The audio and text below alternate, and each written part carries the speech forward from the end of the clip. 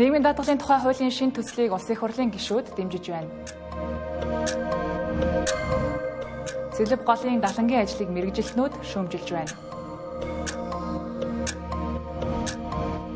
Өнөр бүл асрах төв гэр бүлийн орчинд бүрдүүлэх шинжилгээ дуусгажээ.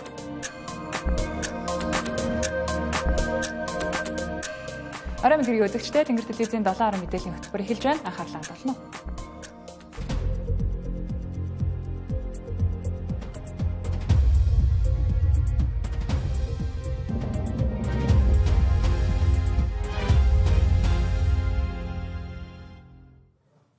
«35 жилийн зузаан түүхтэй ардчилсан намын ойн баяр өнөөдөр тохиож байна. Сөрөг хүчний үүрэг гүйцэтгэж мөн төрийн эрхийг барьж барилцаж явсан ардчилсан нам сүүлийн хэдэн жил дотоод талцал хуваагдaltaа явсаар ирсэн. Улсын их хурлын сонгуулиас урьдчилж тамга тэмдгийн маргаанаа эцэслэж дотоод талцлаа цэгцлэхээр шамдсан боловч өнөөдөр ч бүрэн төлөвшөж чадаагүйг ардчилсан намын дарга хэлсэн үг харуулж байна. Ардчилсан намын үндэс суурь 1990 онд тавигдсан. Үүнээс хойш 26 жилийн турш парламентод чамгүй олон судлыг авсаар ирсэн. Үндсэн хуулиа баталж ардчилсан улс болсноос хойш Монгол Ардын ном болон ардчилсан нам парламентод ээлжлэн олонх болсоор ирсэн. Өнгөрсөн 30 жил буюу 1992 оноос хойш нийт 16 хүн ерөнхий сайдын албыг хашиж байснаас 2 нь үүрэг гүйцэтгэгчээр маш богино хугацаанд ажилласан. 15 удаа төр засаг солигдох үед ардчилсан нам 7 удаа засгийн эрхийг гартаа авсан байдаг. За гэхдээ ардчилсан намын 90 үе сайхан бэлгийн засгийн газраар дуусч үндсэндээ 2016 оноос эхлэн нар өөд үзээгүй гэж хэлж болно. 2017 оны ерөнхийлөгчийн сонгуулиас бусад бүх сонгуульд дараалал ялгадал хүлээсэн. Парламентэд эзлэх суудланж 10-аас хэтрээгүй ардчилсан намынхан дотроо талцаж арслантай тамганы хэрүүлээ эхлүүлж нэг хэсэгтэй л учир зүгээ олохыг чадаагүй. 2016 оноос ардчилсан намын даргаар Эрдэнэ томилогдсон ч 2 ч парламентын сонгуулиар өвдөг шороодсон. Ингээд ардчилсан намын дараагийн даргын сунгаанаар ган төмрийн нэр яригдж эхэлсэн. Гэвч 7 жилийн турш хуулийнхны дарга гэж нэрлэгдэж авсан Эрдэнэ ган төмрийг хүлээн зөвшөөрөөгүй. Эрдэнэ тэргүүтээ ардчилсан намын бүлэг намын даргаар Ганбатыг бүртгүүлэх хүсэлтэд өртөл дээч өгөхөд хүргүүлсэн удаатай.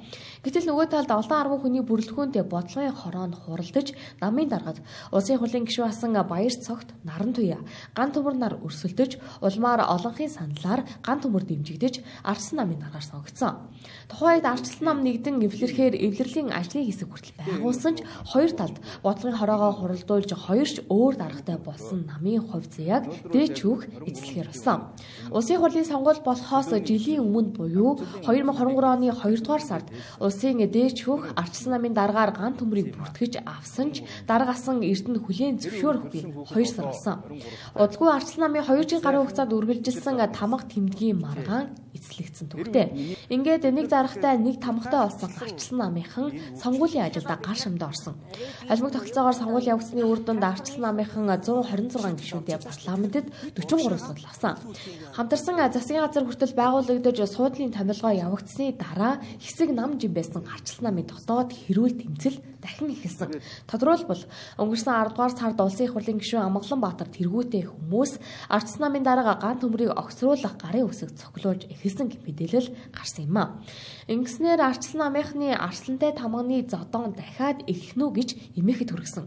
Говьалтай засаг даргаас улсын их хурлын суудалд суусан Амгаланбаатарын хувьд 2017 онд ерөнхийлөгч Батулгын зөвлөхөөр ажиллаж байсан. Ингээд харвал арай хийж нэгдэд байсан ардчилсан нам дотроо ган төмөр болон Батулга гэсэн хоёр хэсэг болсон нь тодорхой байгаа юм а. Өнгөрсөн 7 хоногт шинэ нам либерал намууд ардчилсан нам нэгдгээ илэрхийлсэн. За нэг үе бодвол тарч бутрах дээрээ тулаад байсан ардчилсан нам игнэндээ шинэ улс төрийн хүчнүүдийг нэгтгэх хэмжээнд хүчээ сэлбэж эхэлжээ. Ийхүү 35 дахь жилтэйгээ залгаж байгаа ардчилсан намынхан өнөөдөр өргөтгсөн байдлаар хуралдаж өнгөрснөө дүгнэж ирээдүгэ зургалсан юм а. Ардчилсан намын дарга баярын хурлаа нээж хэлсэн илтгэлдээ улс орныхоо том эрх ашгийг эрхэмлэх түүхэн цаг үед хамтарсан засгийн газарт орсон гэдгийг тодтогч байлаа.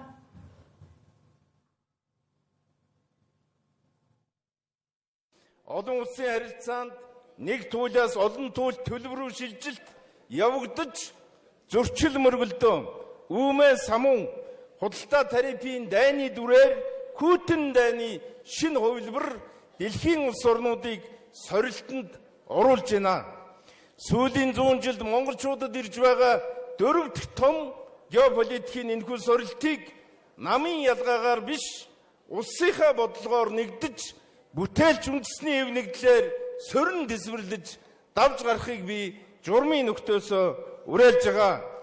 Чухам ийм түүхэн захиалгыг ардчилсан нам хариуцлагатайгаар ухамсарлаж байгаа.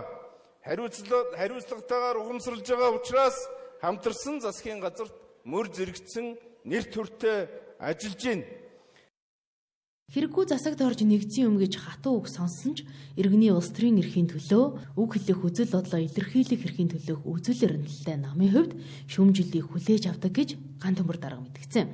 За гэсэн ч өнөөдрийн хурлын үеэр ардчилсан намын зарим гишүүдийн зүгээс хамтарсан засгийн газрыг шүүмжилдэг гишүүдтэй хариуцлага тооцох асуудлыг ахин сөгчээ. Нэгэн л оюун эрдэнийн тэргүүлж байгаа засгийн газарт ардчилсан нам орж ажиллаж байгаа учраас засгийн газрыг шүүмжлэнэ гэдэг бол намынхаа бодлогыг сөрж байгаа хэлбэр гэж тэд үзсэн байна. Зарим ардчилсан намын үндэсний бодлогын хорооны гишүүдийн олонх нь зүрх хүчний үүрэг гүйцэтгэж байгаа улсын их хурлын гишүүдэд хариуцлага тооцох шаардлагагүй гэж үзсэн байна. Намайг бол бүр дамаа их олон зүйлийг шүүмжилдэг гэдэг нэг цохож бол манай намын дарга бол бас авч хэлцэх ёстой гэж үзсэн. Тэгээд ирэх биш нэг ардчилсан намын гишүүд юм байна да. Тэгээд хин нэгэн хувь гишүүнийг үжил бодлоо илэрхийлснийхэн төлөө авч хэлцэхгүй гэдэг шийдвэрийг бол манай улс төрийн зөвлөл бас гаргасан. Бас ч гэж энэ арчил ажиллаж штеп. Арчлын нэг сайн тал юу гэвэл өөрийгөө засаад явдаг байхгүй юу? Дандаа засаад сайжруулад явна. Тэгэхээр энд бол нэг ургалж үзэл гэж хизээч байхгүй. Тэр тусмаа ардсан нам. Яг нэр заагаагүй ер нь бол улсын хурлын гишүүд намынхаа улс төрийн шийдвэрийг дагаж ажиллах нь зүйтэй шүү гэдэг юм зөвлөмж хөргүүлсэн. Тэр утгаараа би бол одоо бас ингээд ганцаараа бие даагаад ороод ирсэн юм шиг авирлаад байж болдоггүй. Гэхдээ байр суурь бол хизээч ухрахгүй. Мэдээж хэрэг засгийн газрын шүүмжлэлтэй байр суурь маань бол алдагдахгүй. Гэхдээ юм л бол юу гэдэг ингээд 2 сар нүдүүлээд яг үнэ хэлэхэд ингээд бас жоохон энерги унжин штэ. Тэгээд ингээд сэлэм эргүүлээ ганцаараа өгөөдөж болохгүй маа гэж манай намынхан хүртэл хуралдаад шийдвэр гаргацсан. Тэгээд иймэрхүү байдалтай л байна. Ардчилсан нам бол бусдын үг хэлэх үзэл бодлоо илэрхийлэх эрхийг хүндэтгсэн, эрх хэрэгчлөөг эрхэмсэн дотоод ардчилалтай нам. За энэ ч утгаараа өөр намыг битгийхэл өөрийн намын гишүүдэж шүүмжилдэг. Харин энэ удаа ардчилсан нам хамтарсан засгийн газарт орж ажилламагцаа сөрөг хүчний үүрэг гүйцэтгэж байгаа гишүүдээ шахаанд оруулж авчиж боох гэсэн хандлага цохолцох болсон нь намынхаа мөрийн хөтөлбөрийг хэрэгжүүлэх гэсэн зорилготой холбоотой гэж намын дарга ган төмөр ярьлаа. За учир нь ардчилсан намын мөрийн хөтөлбөрийн бараг 80 орчим хувь нь хамтарсан засгийн газрыг хэрэгжүүлэх үйл ажиллагааны хөтөлбөрт тусгагдсан гэлээ. Бид ядаагүй учраас мөрийг хөтөлбөрөөр 100% биелүүлэх боломж байхгүй шүү дээ. Тэгэхээр 80% бид засгийн хөтөлбөрт оруулсан. Эндээсээ ядаж 50-60%-ийг нь ажил хэрэг болгоно гэсэн ийм зүйлд бол би эргэлздэггүй. Энийг бол хийн гэсэн бодол. Ийм тийм төлөвлөгөөт их хурл баталсан юм чинь. Хөгжлийн 5 жилийн үндсэн чиглэлээ гаргаж байна. Ирэх жилийн хөгжлийн төлөвлөгөө гаргаж байна. Энэ болгонд баланстай тэгээд яг засгийн газрын мөрийн хөтөлбөрийг хэрэгжүүлэх ажлуудаа үнэлгээтэй ингэж оруулаад цаашаа явна гэсэн ийм төлөвлөгөөтэй байна. Ардчилсан намаа сонгогдсон улсын их хурлын гишүүдэд засгийн газрын үйл ажиллагааг шүүмжлэх эрх нь нээлттэйж намынхан 8-8 сайд засагт орж ажиллаж байгаа учраас намынхан улс төрийн шийдвэрт хүндэтгэлтэй хандах зөвлөмжийг хүргүүлсэн байна. Ардчилсан нам нь баруун төвийн үзэл баримтлалтай Монгол улсын 2 дахь том улс төрийн хүч юм. Одоогоор 150 мянган гишүүдтэй энэ том нам 5 зүйлийг үзэл баримтлалынхаа гол үнэт зүйлээ гэж авч үздэг. Үүнд 1-р хүний эрх бол ардчилсан нийгмийн үнэт зүйл, эдийн засгийн эрх чөлөө бол 2-р үнэт зүйл, харин 3-р улс төрийн эрх чөлөө, 4-р шударга ёсны эрх чөлөө, 5-р үндэсний эрх чөлөө. Эдгээр 5 үнэт зүйлийг үзэл баримтлалтаа тулгуурлан улс төрийн үйл ажиллагаанд тусгаж ажилладаг гэж өөрийн намын веб хуудсанда танилцуулжээ. Харин энэхүү үзэл баримтлал үнэт зүйл тулгуур бодлогоо ардчилсан намынхан хэр сайн мэддэг вэ? Ардчилсан намын үнэт зүйл бол хамгийн гол нь үг хэлэх эрх чөлөөг олгосон тийм. За эдийн засгийн эрх чөлөө байна. Хувийн өмчтэй байхыг бол хуульчилсан. За мөн бидний гол та бүхний хэвлэлийн эрх чөлөө байна гэдэг. Манай бол яг 5 хүний эрхийн чөлөө тийм. Ингээд 5 үндсэн үнд зүйл дээр бол 5 эрх чөлөөг бид нар тунхаглаад ингээд баталсан байдаг. За үүнийхээ дагуу ажиллах асуудал дээр мэдээж төр барьж, эрх барьж бид нар засал залруулах маш олон асуудал байгаа. Одоо бидний хувьд бол мэдээж хамтарсан засагт орсон учраас өөрсдийнхөө намын үзэл баримтлал за мөн сонгуулиар амарч ирсэн тэр сонгуулийн хөтөлбөрүүдэд тодорхой хувийн тийш нь оруулж бас хэрэгжүүлэхийн төлөө л ажиллаж байна. Ардсан намын хамгийн нэгдүгээр хүндэс бол хувийн эрхчлөө, эдийн засгийн эрхчлөө, шударгачны эрхчлөө, үндэсний эрхчлөө гэдэг энэ эрхчлөөн дээр суурилсан үндсүүцүүд байдаг. Тэгээ энэ дээр нэгдэж чадах юм бол бусад намууд орж ирэх нээлттэй л гэж харж байна. Ерөөсөө л тодорхой шүү дээ. Хувийн өмчөнтэй тулгуурласан. Одоо 35 жилийн өмнө хувийн өмчтэй хөнгөд байсангүй шүү дээ. Одоо энэ телевизүүд, энэ машин, орон байр бүгд одоо хувийн болцсон байна. 35 жилийн өмнө бүх зүйл улсынх байлаа. Дарга нарын далайсан газар, далд орж, алсан газар ил гарч явдаг. Одоо 3 дахь орон гэж үндсэндээ байсангүй. Гадаадд сургууль явна гэдэг чинь Оросд л явдаг байсан. Тэгвэл өнөөдөр Монгол улсын айл өрх хүрээс одоо гадаад дотоодод ажиллаж байгаа, амьдарч байгаа дэлхийн бүх өнцөг болонд ажиллаж шүү дээ. Тийм болохоор бол энэ л өөр ялгаа нэг юм да.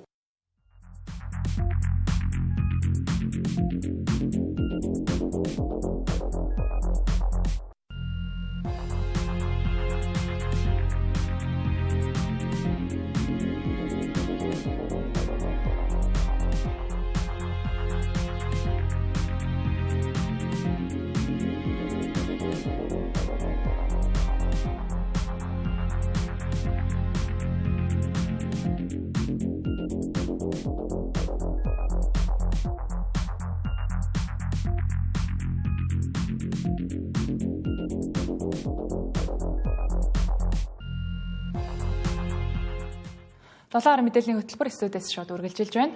Ажил олгогч ажилтныхаа цалин хүссэн хэмжээнд нэмж чаддаггүй нэг том шалтгаан нь нийгмийн даатгалын шимтгэл. Учир нь өнөөдөр Монголын төр ажил хийж байгаа хүнээс ч ажил олгож байгаа аж ахуй нэгжүүдээс ч аль альнаас нь нийгмийн даатгалын шимтгэлийг давхардуулан авч байна. Үүнээс шалтгаалж үүдээ хааж хаалгаа барьсан аж ахуй нэгжүүд олон бий. Өнөөдөр ч гэсэн нийгмийн даатгалын санд өргүү байгууллагууд хуруу дарам цөөн үлджээ. Иймд ажил олгогчийг ажилтны өмнөөс төлдөг нийгмийн даатгалын шимтгэлээс чөлөөлөхөөс эхлээд аж ахуй нэгжүүдийн ачааг хөнгөлөх өөрчлөлтүүдийг тусгасан хуулийн төслийг боловсруулж байгаагаа Лодо Самбуу төвшин нарын гишүүд зарласан. Харин хуулийн шинжилгээг улсын их хурлын гишүүд ч дэмжиж байгаагаа илэрхийллээ. Лодо Самбуу төвшин нарын гишүүдийн боловсруулж байгаа нийгмийн даатгалын ерөнхий хуулийн төсөл батлагдвал нийгмийн даатгалын сангийн орлого ойролцоогоор 60 гаруй тэрбум төгрөгөөр дутах юм байна. За гэхдээ энэ цорхойг хувийн орлогын албан татвараар нөхөх боломжтой гэж хууль санаачлагчид тайлбарлаж байсан юм. Тодорхойлбол ажил олгогчдын төлж байгаа нийгмийн даатгалын шимтгэлийг болиулснаар аж ахуй нэгжүүд ажилтан нэмж авахаас эхлээд одоо байгаа ажилтнуудынхаа цалин урамшууллыг нэмэх боломжтой болно. Энэ чинээгээр хувийн орлогын албан татвар нэмэгдэнэ гэж үзэж байгаа юм а. Нийгмийн даатгалын сангийн орлого тасалдах вэ гэж алгуурлахаас илүү эдийн засаг бизнесийн үйл ажиллагаанч тэр өргөөж өгөх энэ хуулийг батлах нь зүйтэй гэж зарим улсын хурлын гишүүд байр сууриа илэрхийлсэн юм а. Тэрнээс энэ татварын хууль дээр одоо энэ хүн амын орлогын албан татварыг бууруулах, бүсчилсэн байдлаар бууруулах юм уу, нийтлэг байдлаар нь бууруулах юм уу гэдгийг бол би бол аль аль нь дэмжиж байгаа. Хүн амын орлогын албан татвараас гадар одоо энэ ер нь нийгмийн даатгалын дарамт гэдэг юм бол одоо ингээд аж ахуй нэгжүүдтэй уулзахад ер нь нийгмийн даатгалыг өргүү компани гэж юу бол байхгүй болсон байгаа байхгүй. Тодорхой төвшөнд ингээд үйл ажиллагаа эрхэлж байгаа хэмжээнд ямар нэгэн байдлаар өртөө. Талаасаа яг түрүүний хилдэгчлэн нийгмийн даатгалын шимтгэлийн хувь өөрөө өндөр байгаад үннээсээ хамаарат одоо ажил олгогчдын хувьд бол ажилтнуудынхаа цалин нэмэхэд маш төвөгтэй байдал үүсдэг. Өөрөөр хэлэх юм бол тал талаасаа 12.5 гэдэг юм уу тийм ээ. Одоо хамгийн багтаал нэг 25% болчиход байна шүү дээ. Тэрэн дээр нэмээд нөгөө нэг нөхцөлийн одоо хүнд нөхцөлийн ч гэдэг юм ингээд нэмэгдээ явахаар нэлээд өндөр болчиход байдаг. Тэгэхээр энийг багасгах буюу нөгөө шатлсан хувилбар руу оруулъя. Өөрөөр хэлбэл нөгөө даатгал, хуримтлал гэдэг хоёр юмыг дунд нь салгая гэдэг. Тэр төсвийн орлогын хоёр гол төсвийн одоо баланс шийдийн хоёр орлого талтай, зарлах талтай гол одоо юу чинь бүтэц чинь болохоор урсгал зардал хөрөнгө оруулалт гэж байгаа. Урсгал зардал чинь дандаа 75-аас дээш байдаг байхгүй юу. Тэгэхээр хамаагүй төсвийн орлогыг бууруулчвал цалингаа тавьж чадахгүй, тэтгэрээ тавьж чадахгүй юу өсгөх мантай эмч багш нарын цалин өсгөх мантай зүйл болно шүү дээ. Тэр энэ асуудлыг цогцоор нь авч үзээсэй гэж бодож байгаа. Багц үйлгээ ороод ирэхээр олон үйлүүд хөндөгдөж байгаа. Нөгөө ашигтнуудаас нөөцчлэгсний татварын асуудал байна. Хүн амын орлогын тэр нийгмийн даатгалын татварыг олон хуулиуд чинь багцаараа гэдэг юмар орж ирэх гэдэг. Энэ талаас болохоор яаж юм гэхээр манай төвшин гишүүн бидний санаачилсан хуулиуд нийгмийн даатгал дээр ингээд яг гол point хийсэн байгаа шүү дээ. Тэгэхээр ер нь засгаас орж ирж байгаа тэр татварын тухай хууль болон ардсан намынхны аж ахуй нэгжүүдэд дэмжсэн хууль хоёрыг нийлүүлж юм гаргаж ирэх юм л гэж хувь гишүүний хувьд харж байгаа. Хууль батлагдсаны дараа нийгмийн даатгалын сангийн орлого бүрлэхгүйд хүрвэл ажил эрхэлж байгаа хүмүүсийн төлдөг нийгмийн даатгалын шимтгэлийг нэмэгдүүлэх вэ гэх болгоомжлолж байгааг зарим гишүүд хэлж байлаа. Иймд тооцооллоо сайтар хийж талбарын оролцоог хангасан хэлэлцүүлэг өрнүүлэх нь зүйтэй гэлээ.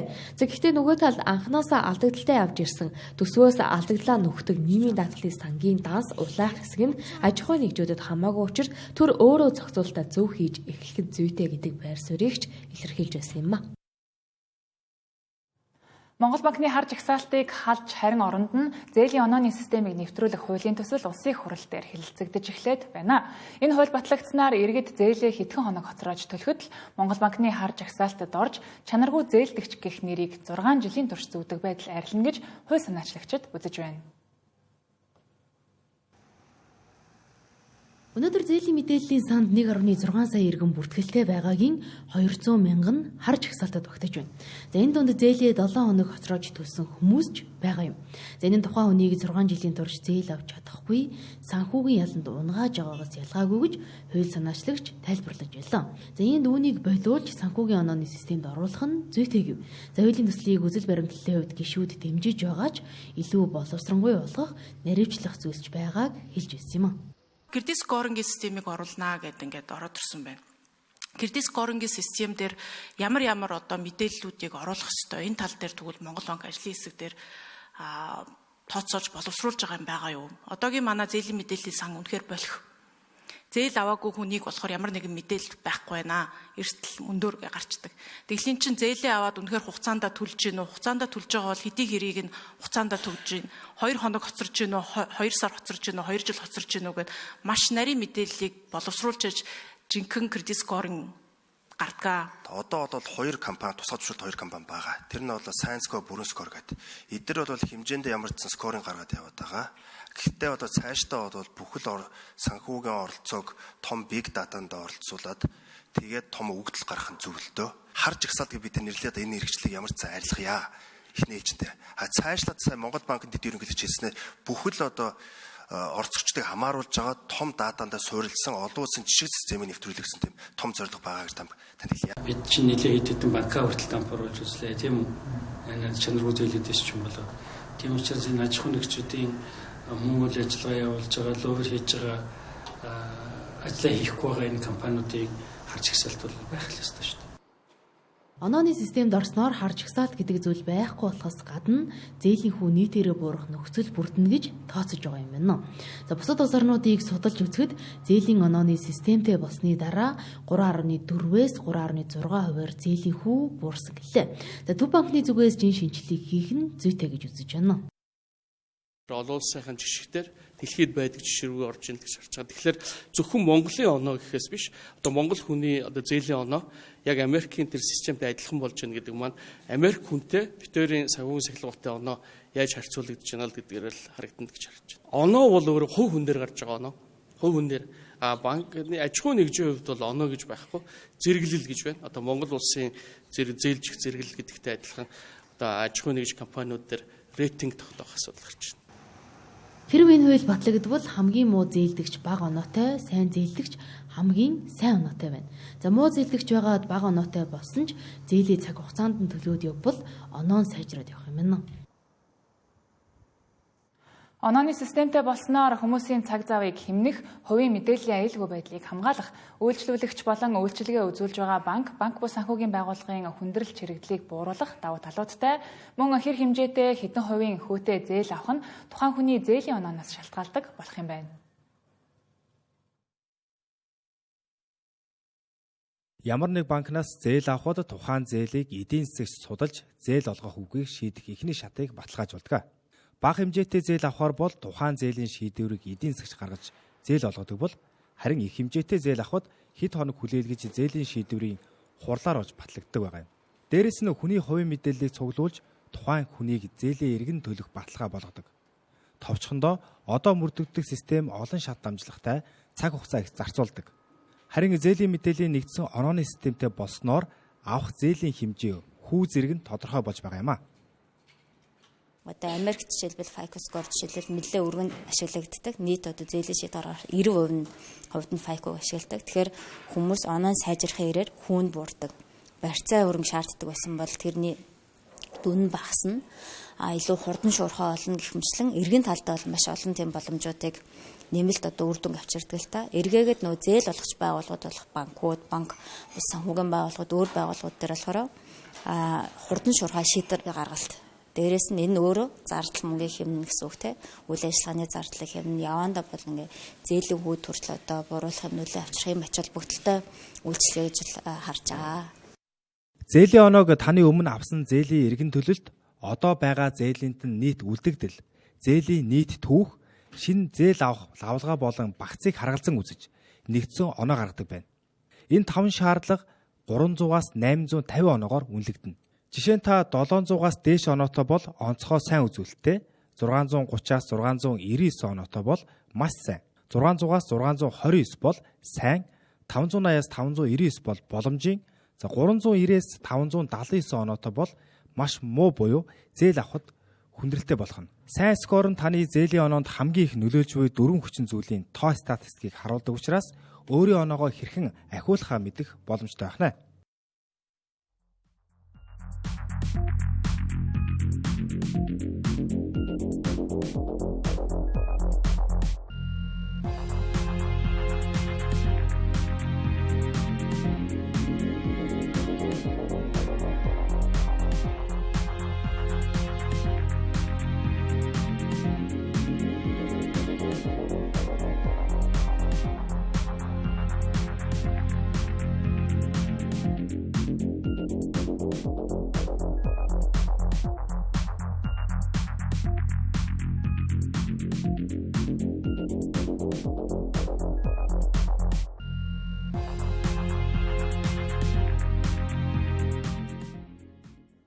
Тэнгэр телевизийн 7 мэдээллийн хөтөлбөр студиэс шууд үргэлжилж байна.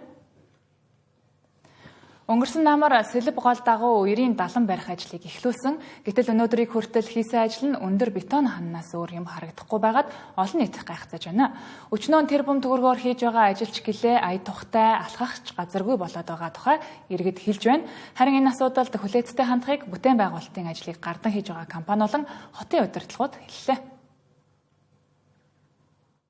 Ерөөсөө энд бидж байгаа хүн байхгүй. Хаяа нэг хүмүүсээс энэ яах юм гэхэд далан барих юм.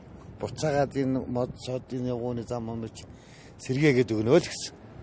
Энэ байгальтай харьцах тэгээд энэ ажил төлөвлөлт эднэр нь яасан муу юм бэ? Энэ байгалыг ингэ сүйтгэж болдго юм уу? Тасаал энэ одоо ерөөсөө гол хуучин бол энэ далан хийхээс өмнө хэл харж ураад дэлтэн сууж ирдэг байсан ч одоо. Энд харагдаж байгаачлан 4 метрийн өндөртэй далан босгожээ. Энэ даланг хийхээс өөр аргагүй гэж ажлыг гартан гүйцэтгэж байгаа хүмүүс тайлбарлаж байна. Зөвхөн баруун хэсэгт буюу 1.5 км урттай 4-өөс 4.5 м өндөртэй хан босгоно. Уярын далан бүрийгдсэний дараа товчлтын ажил хийгдэн л одоогоор барилгын ажлыг хийхийн тулд голын голдрлыг хааж овоолго босгосон. Энэ бүх ажил хийгсэний дараа яг энэ зураг дээрх орчин бий болно гэлээ. Ингээд нийт өртгөх нь 20 орчим тэрбум төгрөг байна. Бидний яриад байгаа 4 м далан босгоод байна гэдэг хүмүүс яриад байгаа. Тэр тухайн байшин С авалтсын 4 давхар 20 м өндөртэй байшин байсныг өгсөн та бид нар өнөөдөр жилийн өмнө бид нар буулгах та хүмүүс мартааг байх. Өнөөдрийн байдлаар энэ ажил зөвхөн бетон хийц ажил өгч байгаа. Зөвхөн энэ хэсгийн баруун талд ийм өндөр хан бий болж байгаа гэдгийг ойлгомоор байна. За одоо энэний дараа яах вэ гэхээр бид нар энд нь буцааж овоолго хийж өгөөд одоо хүмүүсийн ойлгож байгаа хуучин байдлалд нь оруулж өгөөд ингээд энэ дээр бол хүн харах нөхцөлийг хангаж өгөх юм тогтчлтын ажлууд хийнэ гэдгийг хэлмээр байна. Энэ гүрэн байгууламж эхэлсэн үед бол саяын далангийн өндөр бол харагдахааргүй ингээ явна. За энэ хэрэгжбөр тохиолдолд бид нэр энэ төлөлтөөр юм байна. Ийм тогтчлтын ажлын зураг нэмэлтээр хийсэн байгаа. 70-80 см ийм далан өндөр гараад бидний тогтчлт бол энд хийгднэ л гэсэн үг. Энэ далан тогтчлтын ажил хийгээгүй учраас энэ байгууламж маш их өндөр харагдаад байгаа юм. Хэрвээ энэ далангийн орон зайг тэлсэн бол ийм өндөр хан босхгүй байсан гэж судлаач багш тайлбарлаж байна.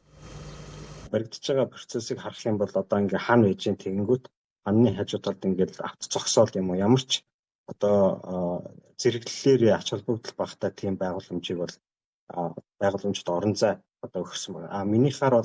Минийхаар гэх юм уу усны инженер хүний өнцгөөс харахад голд илүү орон зай өгч тэр голыг одоо илүү өргөн одоо уурсгах, тэгээд тэр голыг хотын одоо иргэдийн амрах, дугаарлах, бүс болгож ашиглах гэдэг юм уу тэр тал руугаа илүү чиглэх хэрэгтэй байсан болов гэж бодож байна.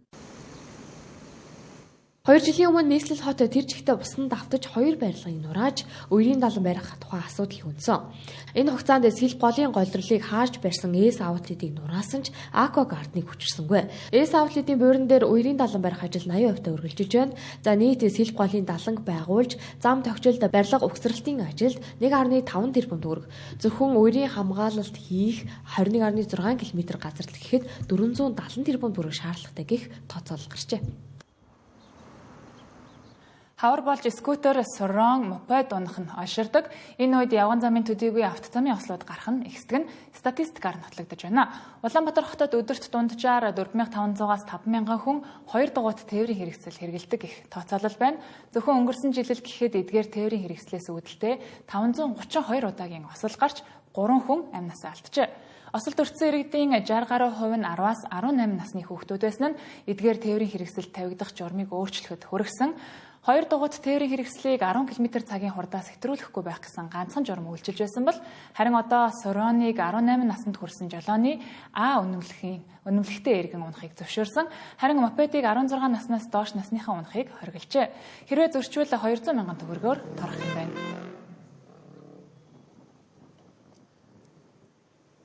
Дараагийн мэдээ хүргэе. Манай улсад 29 асрах төв үйл ажиллагаагаа явуулж байна. Харин үүнээс өнөр бүл хүүхдийн төв сувлал, хүүхэд залуучуудын сургалт хүмүүжлийн тусгай цогцлбор гэх 3 газар нь улсаас санхүүжиж байна. Бид өнөөдөр өнөр бүл асрах төвийг сонгон сурвалжлаа. Нийтийн нойлтой нийлээд нэг том зааланд хоолнд ордог байсан өнөр бүл асрамжийн төв өнөөдөр шал өөр амьсгалтай болжээ. Тэд 5-аас 7 хүүхдийг нэг гэр бүл болгон хуваарлж дотроо ариун цэврийн өрөөтэй өөрсдөө хоолоо хийж идэх гал тогоотой болгожээ.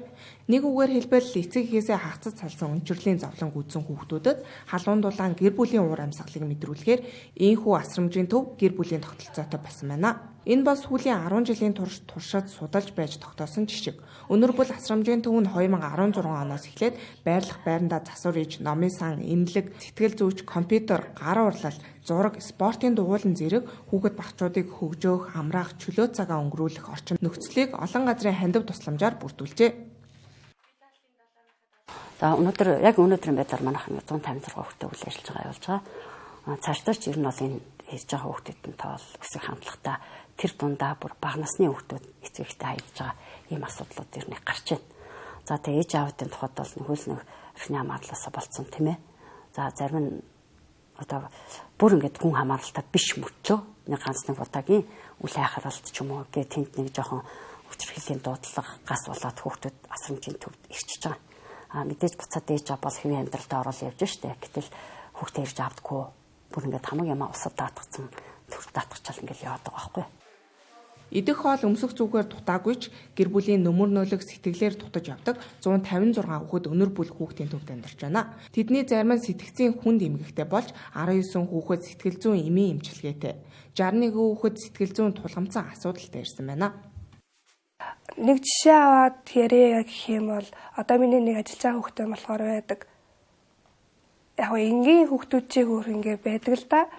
Гэтэ гадуур дэтур тэндээ хулгай зэлгээдэг альва нэг асуудал үүсгээд төв дээр хүрээд ирэхээр за ойлголоо багшаа гэж яагаад одоо тэр нэг хугацаа нэг удаашраа даамжраад ирэхээрээ дахиад өмнө хийжсэн үйлдэл хэд хэдэн дахиад удаа давтаж хийдэг ч юм уу тий.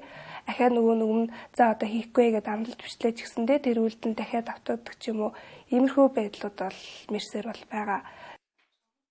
Өнөр бүлийнхэн өдөрт 5,000 төгрөгийн хоол иддэг байсан тухай Тэнгэр телевиз 2022 онд сурвалжлага бэлгэж байсан. Харин 2024 онд асрамжийн төвд амьдардаг хүүхдүүдийн хувьсах зардал нэмэгдэж нэг хүүхдэд жилдээ 10 сая төгрөг ноогдох болсон байна. Хэдийгээр энэ зардал ихэд тооцогдохгүй ч амьдралаа авч явах чадварт суралцаж байгаа хүүхдүүдэд хүрэлцгүйц болсон гэлээ. Өнөр бүлийнхэн ийхүү өнгөтэй өдөртөө амьдарч байна. Тэнгэр телевизийн 7 мэдээллийн хөтөлбөр студиэс шууд хүрлээ. Өргөжлүүлэн та бүхэнд гадаад мэдээг инх болгон хүргэх болно.